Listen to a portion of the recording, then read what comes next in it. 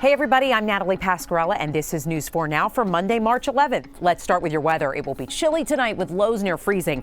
Tomorrow you can expect some sunshine, highs in the 40s. Okay, now to your news. It is the biggest bust of its kind in more than 20 years. Agents seized nearly $80 million worth of cocaine at the port of Newark. Authorities say they found more than a ton and a half of the drug during a random inspection on February the 28th. They say the drugs came from Colombia and were hidden in a huge truckload of fruit. The DEA says cocaine is making a comeback. Just last year, the Fed seized more than 13 tons of it in New York alone. On the Upper West Side, a bar is under fire for refusing to continue serving a customer in a Make America Great Again hat. You won't serve me because I'm wearing my hat. It's a Trump hat, right? You might have seen the video that Dion Cini shot on his cell phone at Jake's Dilemma over the weekend. Cini, who was banned from Disney World for unfurling Trump 2020 banners on rides, claims he was kicked out of the bar just because of his headwear. Now the bar is getting bombarded with calls and one-star reviews online. The owner of Jake's Dilemma says that while a bartender shouldn't have mentioned the MAGA hat, Cini was actually asked to leave for being loud and making anti-Semitic comments. Which is when the bartender said, okay, enough with this guy. Cini says the claims of anti-Semitism are, quote, 100% false. In Brooklyn, 10 middle schoolers were accidentally hit with pepper spray. It happened today in a classroom at IS 252 in Brownsville.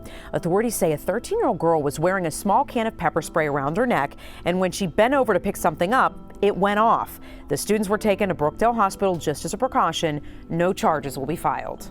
The two men charged in the friendly fire death of an NYPD detective were arraigned in Queens today.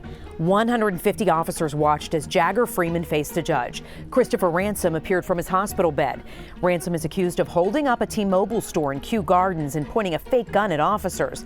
Police fired a barrage of bullets at him. Detective Brian Simonson was shot and killed in the process. Police say the two suspects shouldn't have been on the streets in the first place. Both are accused in other holdups. They're both being held without bail. And take a look at this. This is an out-of-control bull charging his owner's SUV in Sparta, New Jersey. Police say they were called in to help corral that animal, but they had to shoot and kill it when he tossed his owner around. She ended up being taken to the hospital for stitches, but she'll be all right. We're told the bull also recently attacked her husband. That's all for News 4 Now, but keep watching for a tour of Hudson Yards. I'm Natalie Pasquarello. Thanks for watching.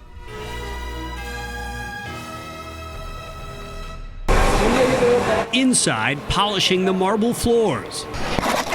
And outside, putting the final pieces together of New York City's newest neighborhood. We got a little bit behind because of the weather. That's Jay Cross, president of the Hudson Yards project, days before Phase 1 opens Friday. 15 acres, a $16 billion investment, 100 retail stores, the Vessel public sculpture, and 4 of 6 towers open on the west side between 30th and 34th Streets, steps from the High Line. It's not very often you get your hands on 26 acres, virgin land, so to speak, and can start with a blank sheet of paper, and that's what we did. Former Mayor Mike Bloomberg launched the project 6 years ago after his bid for a West Side stadium failed.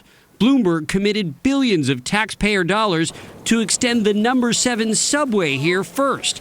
And from Chopper 4, you can now see the city's new skyline built atop the LIRR rail yard. The trains are running under us right now on their way into Penn Station for evening rush hour.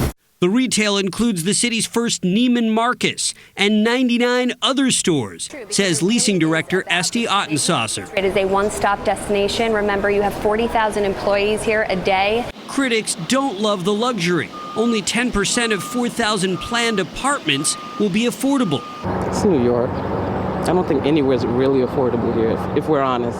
And the developer got major tax breaks. They basically sold the city out. That's what we have to deal with now. What is your answer to the criticism that this is not for all New Yorkers, it's just for well-to-do New Yorkers? Well, I think it is for all New Yorkers, but I think all New Yorkers includes the wealthy, and so it has to have a little bit of everything. So this becomes a major anchor in a much broader neighborhood, a neighborhood that's actually growing all around us today.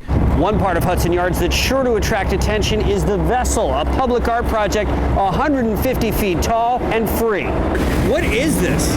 Well, it's a whole series of stairs and platforms, and it's designed to allow you to come and do whatever you want. You can go up and down, around and around. You can run it. You can propose marriage on it. You can contemplate sunset. And contemplate the city's new look, a $9 billion second phase, with several more towers and a school in the years ahead. At Hudson Yards, Andrew Siff, News 4 New York.